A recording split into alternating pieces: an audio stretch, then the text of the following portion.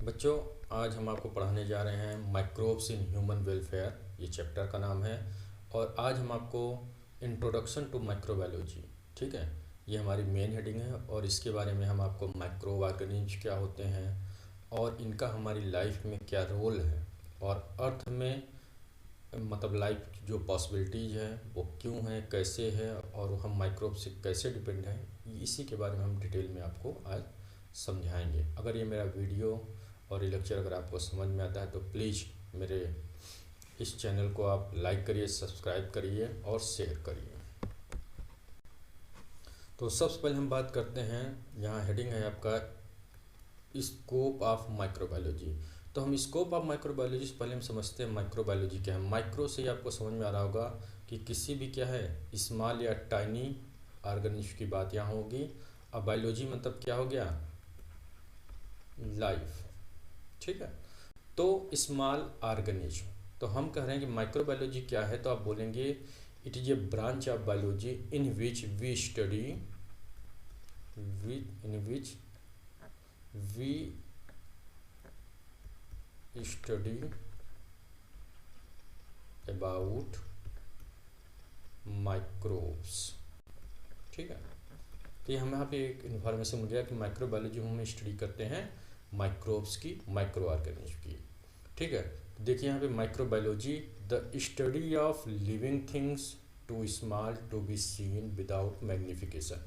तो कह रहे हैं कि जो ये माइक्रोबायोलॉजी है इसमें हम स्मॉल लिविंग ऑर्गेनिज्म की हम स्टडी करते हैं, लेकिन कह रहे हैं कि इतने स्मॉल होते हैं कि हम नेक्ड आई से इसको नहीं देख सकते हैं।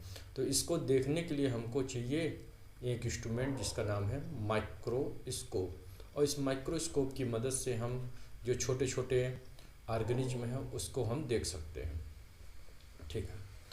अब बात आती है माइक्रो ऑर्गेनिज्म आर माइक्रोब्स।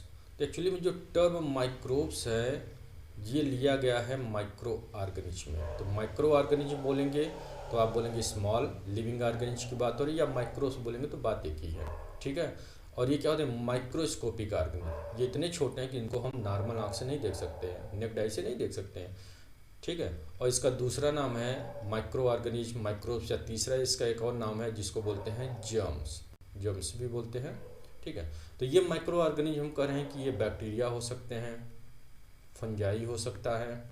तीसरा यहाँ पे हम बात करें कि वायरस भी हो सकते हैं, प्रोटोजोआ भी हो सकते हैं। और हम बात कर सकते हैं कि अगर आपसे पूछा जाए कि विरियन क्या है तो आप बोलते हैं complete form of a virus, इन्होंने विरियन, ठीक है, VIROIDS, viroids and prions also a microbes, ठीक है, ये भी एक माइक्रो ऑर्गेनिज्म है।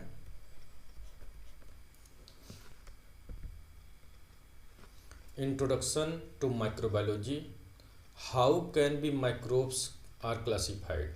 तो सबसे पहले इस पे एक वर्क किए थे साइंटिस्ट जिसका नाम है कैरोलस लीनियस, और ये स्वीडिश से के थे। और इन्होंने developed A taxonomic system naming plants and animals and grouping similar organism together.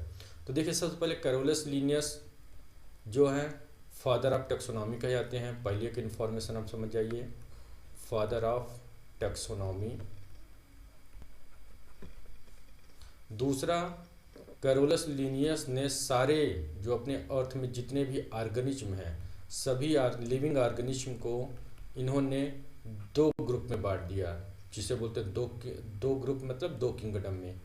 एक क्या हो गया आपका प्लांट्स में बांट दिया और एक एनिमल्स में। और इनके इस क्लासिफिकेशन को बोलते हैं टू किंगडम क्लासिफिकेशन, ठीक है। और ये जो क्लासिफिकेशन है टू किंगडम क्लासिफिकेशन, इसको बोला जाता है कि ये कैसा क्लासिफिकेशन है, तो ये है आपका आर्टिफिशियल क्लासिफिकेशन है, ठीक है। तीसरी बात एक और, कैरोलस लीनियस पे जब बात आ रही है तो एक भी आपको जानना है कि कैरोलस लीनियस ने बाइनोमियल नॉमेनक्लेचर ऑफ ऑर्गेनिज्म दिया, ठीक है।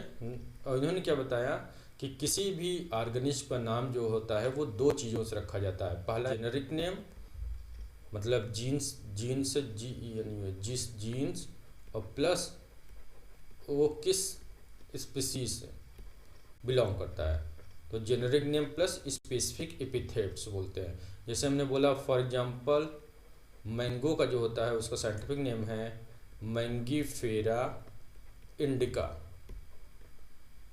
तो ये इसका क्या है, मैंगो का ये मैंगीफेरा ये जीनस है और स्पीसीज जो है वो क्या है, इंडिका है, ठीक है।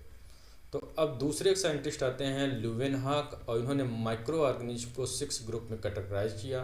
फर्स्ट कैटेगरी है फंगाई, दूसरा है प्रोटोजोआ, एल्गी, बैक्टीरिया, आर्किया और स्मॉल एनिमल्स में इन्होंने माइक्रो ऑर्गेनिज्म को क्लासीफाई किया। और अब यहाँ पे हम सबसे पहले बात करते हैं फंजाई की। और फंजाई क्या होता है, हमारे यूकैरियोटिक होते हैं। इसका मतलब है यूकैरियोटिक मतलब क्या है, इसमें न्यूक्लियस प्रेजेंट होता है। देखिए न्यूक्लियस प्रेजेंट है। ऑब्टेन्ड फ्रॉम अदर ऑर्गेनिज्म, तो इससे क्या पता चला कि ये कैसे होते हैं, हेट्रोट्रॉफिक होते हैं। मतलब क्या है कि अपना भोजन खुद नहीं बना सकते, ये हेट्रोट्रॉप्स होते हैं। और एक चीज़ और पता चला यहाँ पे कि ये क्यों नहीं बना पाते भोजन, क्योंकि इसके पास क्लोरोफिल अब्सेंट होता है। अब देखिए जो फंजाई होता है इसमें सेल वॉल प्रेजेंट होती है, और ये सेल वॉल जो होती है बनी होती है काइटिन से, जबकि प्लांट की सेल वॉल जो होती है वो सेलुलोज से बनी होती है, और बैक्टीरिया की जो सेल वॉल होती है वो पेप्टिडोग्लाइकन से बनी होती है, ठीक है। अब हम बात करते हैं, इसमें दो एग्जाम्पल हैं। माउल्स, ये होते हैं मल्टी सेलुलर, हैव हाइफी, और ये रिप्रोड्यूस होते हैं सेक्सुअल एंड एसेक्सुअल स्पोर्स के द्वारा। और दूसरा एग्जाम्पल है आपका ईस्ट, और ये होते हैं यूनिसेलुलर यूकैरियोटिक नेचर के होते हैं, और ये रिप्रोड्यूस होते हैं एसेक्सुअली बाय बडिंग, सम प्रोड्यूस सेक्सुअल स्पोर्स। और इसी ईस्ट का जो नाम है इसको बोलते हैं सैक्रोमाइसेस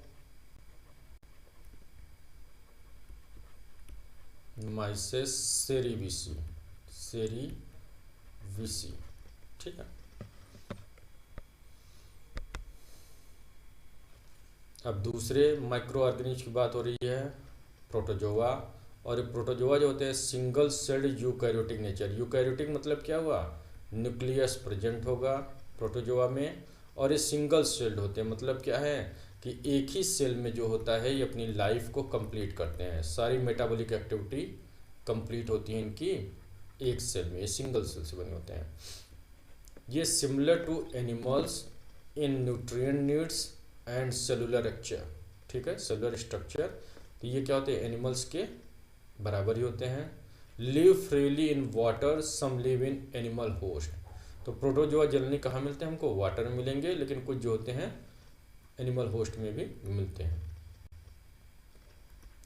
अब बात आती है इसमें जो रिप्रोडक्शन होता है एसेक्सुअल होता है, मोस्टली ये एसेक्सुअली रिप्रोड्यूस होते हैं, लेकिन कुछ प्रोटोजोआ में सेक्सुअल रिप्रोडक्शन भी रिपोर्टेड है। Most are capable of locomotion, और हम बता रहे हैं कि जो लोकोमेशन करते हैं protozoa by the help of pseudopodia करते हैं। और ये स्यूडोपोडिया क्या है, cell extension that flow in direction of travel. दूसरा इनका मूवमेंट जो होती है सीलिया के द्वारा करते हैं, ये मूवमेंट करते हैं न्यूमरस, शॉर्ट और ये हेलाइक होते हैं। Protrusion that propel organism through environment. तीसरा इसमें मूवमेंट होता है प्रोटोजोआ में फ्लैजिला के द्वारा भी करते हैं। Extension of a cell that are fewer longer and move whip like than cilia. तो ये हो गया इनका मूवमेंट का। तो आप कहेंगे प्रोटोजोआ जो होते हैं स्यूडोपोडिया के द्वारा मूव कर सकते हैं, सीलिया के द्वारा मूव कर सकते हैं, और फ्लैजिला के द्वारा मूव्स करते हैं। तो ये स्ट्रक्चर आप देख लीजिए, यहाँ पे न्यूक्लियस प्रेजेंट है, और ये क्या है, ये स्यूडोपोडिया है जिसके द्वारा ये लोकोमोशन करते हैं। और ये एक ऑर्गेनिज्म है, और यहाँ पे दिखाया जा रहा है ये स्ट्रक्चर जो होता है इसी को बोलते हैं हम सीलिया। अब तीसरे माइक्रो ऑर्गेनिज्म की बात होती है, और ये क्या है, एल्गा है। और ये एल्गी जो होती है यूनिसेलुलर और मल्टीसेलुलर, ये दोनों फॉर्म में। यूनिसेलुलर मतलब सिंगल सेल से बने होंगे, और मल्टीसेलुलर मीन्स होता है मल्टीपल सेल से एल्गा बने होते हैं। ठीक है। ये फोटोसिंथेटिक होते हैं क्योंकि इसमें क्या प्रेजेंट होता है, क्लोरोफिल। ठीक है, क्लोरोफिल पिगमेंट होता है और इसमें क्या होता है, due to presence of chloroplast. ठीक है, ये सिंपल रिप्रोडक्टिव होते हैं, सिंपल रिप्रोडक्टिव स्ट्रक्चर होता है इसका, और categorise on the basis of pigmentation, storage products and composition of cell wall. Then अब आती है आपकी नेक्स्ट माइक्रो ऑर्गेनिज्म की बात है, और इसमें हम आपको बता रहे हैं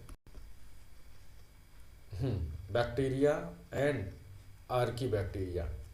तो जो आपका बैक्टीरिया है ये क्या होते हैं, यूनिसेलुलर होते हैं एंड लैक न्यूक्लियाई। ठीक है, इसलिए इनको क्या बोलते हैं, प्रोकैरियोट्स भी बोलते हैं। पहली information, much smaller than eukaryotes. Bacteria जो होते हैं ये काफ़ी छोटे होते हैं यूकैरियोटिक सेल्स से।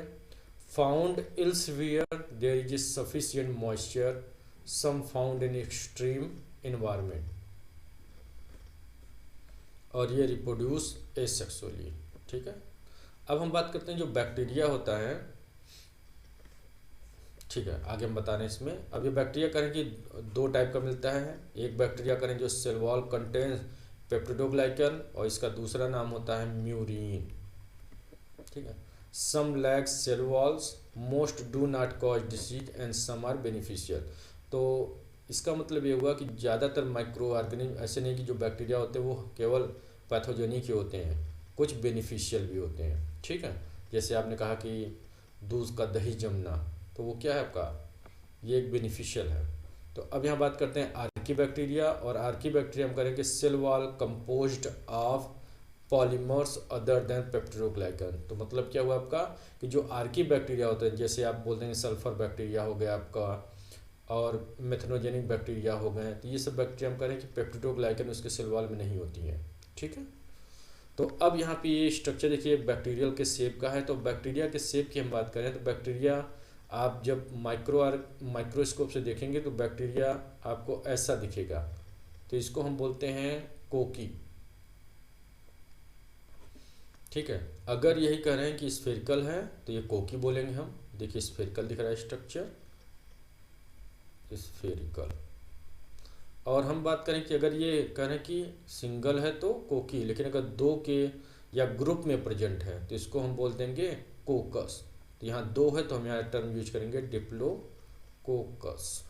ठीक है, ये अब कह रहे हैं कि चेन में भी प्रेजेंट हो सकता है, तो इसको बोल देंगे हम स्पाइरिलम, अगर ये चेन में प्रेजेंट है। और या तो ये इस आकार में प्रेजेंट होंगे, अगर आप माइक्रोस्कोप से देखेंगे, माइक्रोस्कोप से तो आपको दिखेगा एक बंच लाइक स्ट्रक्चर। ये देखिए बंच ऑफ ग्रेप लग रहा है, जैसे अंगूर का गुच्छा, बंच ऑफ ग्रेप्स। तो इसको हम बोलते हैं स्टेफाइलोकोकस, स्टेफाइलोकोकस।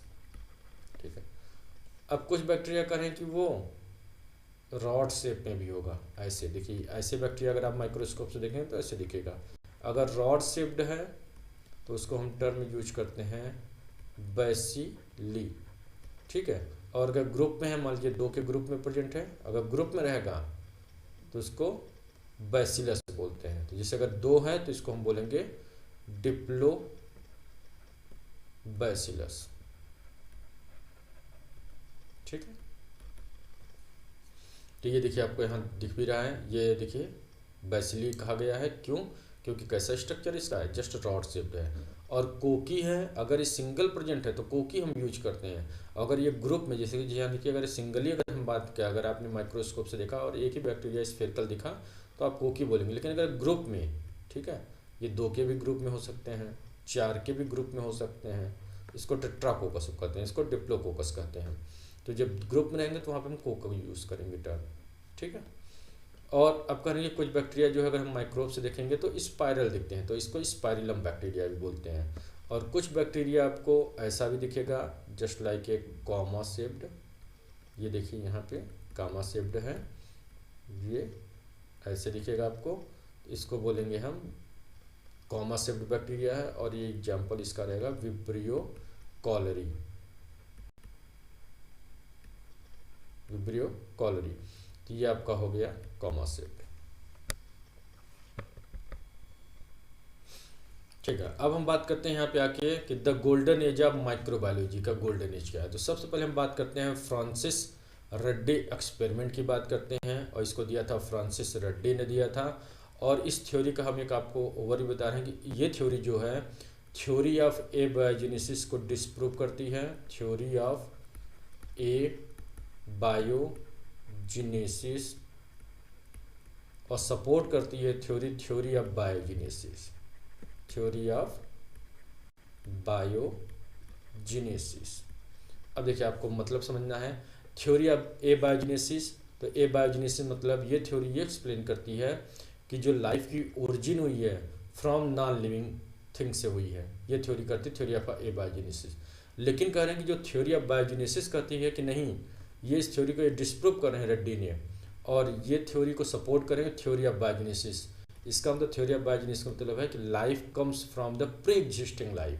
इसका मतलब हुआ कि लाइफ जो है, नई लाइफ की जो ओरिजिन होती है, जो पहले ऑलरेडी से जो लाइफ प्रेजेंट है। अगर हम बोलेंगे माइक्रोब्स की जो ओरिजिन है या इंसेक्ट की ओरिजिन है, तो ऑलरेडी जो हमारे इंसेक्ट है उसी से इंसेक्ट बनेंगे। ऐसा नहीं कि कोई नॉन लिविंग ऑब्जेक्ट है उससे बनेगा। तो एफ रेड्डी के बारे में समझते हैं, इन्होंने क्या किया। तो देखिए हम यहाँ पे आपको ग्राफ ये फिगर समझा रहे हैं। इन्होंने 3 फ्लास्क लिया। पहला फ्लास्क देखिए फ्लास्क अनशेप्ड, ये फ्लास्क लिया और इस फ्लास्क में इन्होंने एक मीट का टुकड़ा लिया। ये मीट का टुकड़ा है, ठीक है, और इसको अच्छे से इन्होंने बॉयल किया और एक जार लिया, उस जार में इन्होंने ऐसे रख दिया, और इसका जो माउथ है इस जार का ये ओपन रखा। तो इन्होंने क्या देखा कि जो इंसेक्ट थे, जो फ्लाइज थे, जो इन्वायरमेंट में प्रेजेंट थे, वो इस फ्लास्क में इजीली इंटर हो गए और ये अपना इस फ्लेश को खाने लगे। और फिर यहाँ पे इन्होंने मैगट्स को रिलीज किया, जो बाद में फाइनली वो फिर से नई एक इंसेक्ट बन गई। ठीक है, फिर उन्होंने दूसरे में क्या किया कि एक इसी जो है बॉइल्ड जो मीट था इसको दूसरे जार में रखा, और अब क्या किया कि इसको जो है एक लीड लिया और इसके ढक्कन को लीड लगा के इसके माउथ को, जार को अच्छे से उन्होंने पैक कर दिया। और अब इन्होंने देखा कि जो बाहर जो फ्लाइज थे, वो इसमें फ्लाइज जो थे यहाँ पे वो अंदर नहीं जा पा रहे थे। ठीक है, ना एयर जा पा रहा था, ये एयर टाइट कर दिया और नहीं जा रहा था। तो इन्होंने क्या देखा कि अब ये जो मीट है एज इट इज था, यहाँ पे कोई भी लाइफ की ओरिजिन नहीं हुई। तो यहाँ पे ये क्या इंडिकेट कर रहा है कि जो लाइफ यहाँ ओरिजिन हुई थी वो प्री एग्जिस्टिंग लाइफ से हुई है, जबकि नॉन लिविंग थी। तो ये मीट तो नॉन लिविंग है according to theory of biogenesis की। तो यहाँ भी तो फ्लाइज होना चाहिए, लेकिन यहाँ कोई फ्लाई नहीं हुआ। तो ये क्या बोल रहे हैं कि कोई लाइफ जो है नॉन लिविंग से नहीं ओरिजिनेट होता है। फिर तीसरे फ्लास्क में इन्होंने क्या किया कि इन्होंने इस फ्लास्क में फिर वही बॉइल्ड मीट को रखा, और इस बार इन्होंने क्या किया कि मसलिन क्लॉथ को रख दिया। मसलिन क्लॉथ से उसके माउथ को अच्छे से कवर कर दिया। अब क्या देख रहे हैं कि जो इन्वायरमेंट में जो फ्लाइज थे वो यहाँ पे मसलिन क्लॉथ पे तो बैठे, लेकिन यहाँ पे ये इंटर नहीं हो पाए किसी वजह से, क्योंकि ये ऑलरेडी कवर्ड है, ढका हुआ है। तो जब ये फ्लाइज अंदर नहीं आ पाए तो यहाँ पे देख रहे हैं कि जैसे ये मीट था वैसे है। तो अकॉर्डिंग टू थ्योरी ऑफ एबायोजेनेसिस यहाँ पे लाइफ तो ओरिजिन होना चाहिए था, लेकिन ये थ्योरी क्या कर रही है कि नहीं, लाइफ जो ओरिजिन हुआ था तो प्री एग्जिस्टिंग लाइफ जो ऑलरेडी फ्लाइज था उससे ओरिजिन हुआ है। ठीक है, तो इन्होंने क्या किया, थ्योरी ऑफ एबायोजेनेसिस को डिस्कार्ड कर दिया, कहा कि ये बेकार की थ्योरी है, और इन्होंने बताया कि थ्योरी ऑफ बायोजेनेसिस इसका मतलब हुआ कि जो लाइफ की ओरिजिन हुई है वो फ्रॉम प्री एग्जिस्टिंग लाइफ से हुई है। ठीक है, तो यहाँ हो गया, और यही सब लाइन में यहाँ लिखा हुआ है। और as a result scientist began to doubt Aristotle's theory. तो यहाँ पे अरिस्टोटल की थ्योरी पे भी क्वेश्चन मार्क लग गया, और उन्होंने क्या बताया था, लाइफ जो ओरिजिन हुई है फ्रॉम नॉन लिविंग ऑब्जेक्ट से हुई है। तो अब बात आती है कि इस बात को प्रूफ करने के लिए थ्योरी ऑफ बायोजेनेसिस, तो लुईस पाश्चर हैं साइंटिस्ट, उन्होंने एक्सपेरिमेंट दिया जिसको बोलते हैं लुईस पाश्चर एक्सपेरिमेंट, और ये एक्सपेरिमेंट भी थ्योरी ऑफ बायोजेनेसिस को डिस्कार्ड करता है और ये देता है थ्योरी ऑफ बायोजेनेसिस। ये टोटली सपोर्ट करता है थ्योरी ऑफ बायोजेनेसिस को। देखिए अब वहाँ पे क्या हुआ था, रेड्डी के एक्सपेरिमेंट में ये हुआ था कि वहाँ पे उन्होंने जार को कवर किया था, एक में मसलिन क्लॉथ लगाया था। तो अब वहाँ पे जो है क्लॉथ का कोई चक्कर न रहे, तो इसलिए लुईस पास्चर ने सबसे पहले क्या लिया, यहाँ पे देखिए इस फिगर को, फिगर नंबर ए, इन्होंने एक फ्लास्क लिया और इस फ्लास्क का जो हेड पार्ट है उसको अच्छे से हीट किया और हीट करके इस ट्यूब को ऐसा बढ़ाया जस्ट लाइक ए स्वान नेक। ठीक है, ये हंस के एक गले के देखिए आकार की तरह दिख रहा है स्वान नेक। तो यहाँ पे देखिए कि जब, और फिर क्या किया कि यहाँ पे एक लिक्विड ब्रॉथ रखा, ये ब्रॉथ है, ये लिक्विड न्यूट्रिएंट्स होता है ब्रॉथ, जहाँ पे माइक्रो ऑर्गेनिज्म आराम से ग्रो कर सकते हैं। और इस लिक्विड ब्रॉथ को प्रॉपरली हीट किया, बॉयल किया, जिससे ये माइक्रोब्स फ्री हो गया और यहाँ पे जो भाप बना, जो हीट बना, वो यहाँ से इजीली स्टीम पास हो सकता है, बाहर आ गया। अब देखिए सेकेंड केस में क्या है कि अब यहाँ पे air moves in and out of the flask. अब इस फ्लास्क से एयर तो आ भी जा रही है, बाहर भी जा रही है, लेकिन कह रहे हैं कि ये जो ऑलरेडी ये फ्लास्क है, तो कह रहे हैं कि इस पे अभी तक कोई इन्होंने माइक्रो ऑर्गेनिज्म यहाँ पे ग्रो नहीं हुआ यहाँ पे। ठीक है, और इस लिक्विड सोल्यूशन को नियर अबाउट 1 मंथ तक इन्होंने ऐसे एज इट इज रख दिया। और क्या देख रहे हैं कि यहाँ पे dust from air settle in the band, जो डस्ट था वो यहीं पे बैंड्स में यहीं पे सेटल हो गया, जो स्वान नेक है। और जो फ्लाइज थे, ये फ्लाइज है, वो भी कह रहे हैं कि वो भी यहाँ पे इसी नेक में ही ऐसे फंस गए, वो इस लिक्विड ब्रॉथ तक नहीं आया। और इन्होंने क्या देखा कि फाइनली 1 महीने बाद जब देखा तो ये लिक्विड ब्रॉथ कंटामिनेट नहीं है। मतलब क्या है कि ये तो नॉन लिविंग सोल्यूशन है, काफ़ी न्यूट्रिएंट्स है, लेकिन यहाँ पे कह रहे हैं कि कोई भी लिविंग ऑर्गेनिज्म बॉर्न नहीं हुआ, कोई फॉर्म नहीं हुआ। तो फिर ये तो काफ़ी नहीं, तो इन्होंने क्या यहाँ से प्रूव कर दिया कि थ्योरी ऑफ एबायोजेनेसिस, इन्होंने डिसप्रूव कर दिया कि थ्योरी ऑफ एबायोजेनेसिस रॉन्ग है। फिर इन्होंने सेकंड एक्सपेरिमेंट परफॉर्म किया। अब यहाँ पे बात आ रही, मेन सारा फोकस हो गया यहाँ पे इस स्वान नेक पे। ठीक है, ये जो आपका स्वान नेक है, तो अब कह रहे हैं कि ये स्वान नेक ही एज ए फिल्टर की तरह एक्ट कर रहा है। तो इन्होंने क्या किया कि फिर से इसी स्टेराइल ब्रॉथ को लिया, फिर अच्छे से उसको स्टेराइल किया और उसको एज इट इज छोड़ दिया। ठीक है, तो अब इस केस में क्या किया कि अब इसको, इस फ्लास्क को इन्होंने थोड़ा सा घुमा के लिटा दिया, जिससे करें कि इस flask is titled so sterile infusion comes into contact with the dust. तो अब जो माइक्रोब ऑर्गेनिज्म यहाँ है, जो फ्लाइज है, वो कह रहे हैं कि जब ये घूम गया तो ये जो लिक्विड था ये यहाँ गया लिक्विड ब्रॉथ, और इसमें फ्लाइज इस ब्रॉथ के थ्रू ये अंदर आ गए। और अब कह रहे हैं कि यहाँ पे नए फ्लाइज जो है पहुँच गए और वहाँ पे उन्होंने मैगट दिया, मैगट से प्यूपा, एंड देन फाइनली कह रहे हैं कि एक नई लाइफ, एक नई फ्लाइज का ओरिजिन हो गया। तो लाइफ कहाँ से आई, ऑलरेडी जो इन्वायरमेंट में फ्लाइज थे उसी से नई फ्लाइज बनी। तो अब इसके बाद इन्होंने क्या किया, दूसरे इसी केस में ये देखिए आप, और इसमें इन्होंने क्या किया कि इस जो स्वान नेक था इसको इन्होंने ब्रेक कर दिया, और जब ब्रेक कर दिया तो जो एयर में देखिए इसको ये ब्रेक कर दिया, हटा दिया।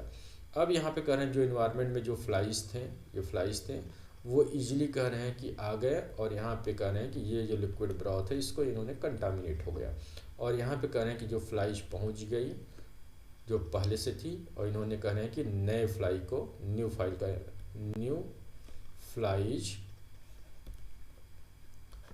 Flies form. ठीक है, तो यहाँ पे बात हो रही है कि नई जो है जो फ्लाई बनी वो कैसे बनी, जो ऑलरेडी इन्वायरमेंट थी। तो यहाँ पे जो स्वान नेक है ये फिल्टर की तरह ऐड कर रहा था, और यहीं पे सारे माइक्रोब्स आके ट्रैप हो जा रहे थे। तो इस एक्सपेरिमेंट के द्वारा लुईस पास्चर ने फाइनली डिस्प्रूव कर दिया थ्योरी ऑफ बायोजेनेसिस को, और उन्होंने सपोर्ट किया थ्योरी ऑफ बायोजेनेसिस, या बोल सकते theory of biogenesis Louis Pasteur ने दिया। ठीक है, और यहाँ लैंग्वेज देख लीजिए, when the swan neck flask remain upright no microbial growth appear. ठीक है, क्योंकि वो स्वान नेक जो फिल्टर तरह ऐड करता है। और इसमें देखिए when the flask was tilted dust from the bend in the neck sieved back into the flask and made the infusion cloudy with microbes within a day। तो मैंने यहाँ पे ऑलरेडी आपको अच्छे से एक्सप्लेन कर दिया है। Thank you. आप मेरे चैनल को सब्सक्राइब करिए, शेयर करिए, जिससे मुझे मोटिवेशन मिले और मैं बार बार आपके लिए अच्छे से वीडियो बनाऊं और इजी लैंग्वेज में मैं आपको बायोलॉजी को पढ़ा